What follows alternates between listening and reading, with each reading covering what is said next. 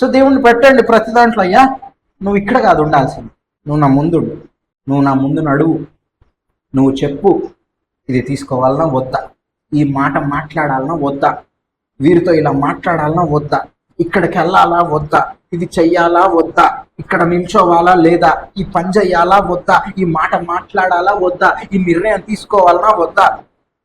నువ్వు నా ముందుండు, నువ్వు నడిపి నువ్వు నడిపి నువ్వు నడిపి నువ్వు నడిపి ఇదంతా ఎప్పుడు అడగగలుగుతావు తెలుసా? ఆయనతో గడిపినప్పుడు అడగగలుగుతావు. ఆయనతో నువ్వు స్పేస్ క్రియేట్ చేసుకున్నప్పుడు అలా గడుగుతావు.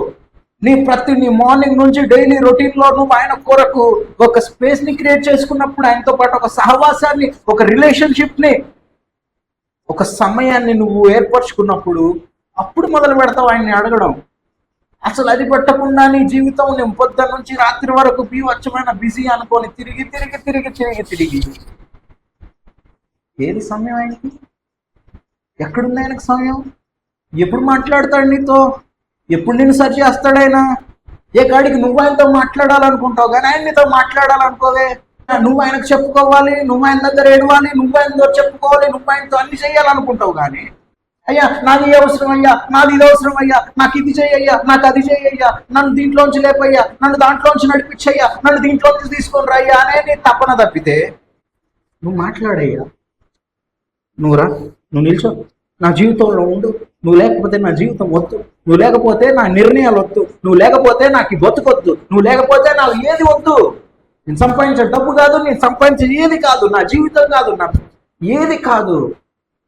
నువ్వు నిల్చో, నువ్వు నడిపించు అని ఎప్పుడు అడుగుతావు? నువ్వు ఆయనతో స్పేస్ క్రియేట్ చేసుకున్నప్పుడు ఎప్పుడు అడుగుతావు ఆయన్ని? నీ ఆధారం ఎవర్రా అంటే, నీ ఆధారం ఏంటిరా అంటే లోకం, సిన్, పాపం, నీ ఐడియాలజీ, నీ ఐడియాస్, నీ ప్లాన్స్, నీ ప్రణాళికలు.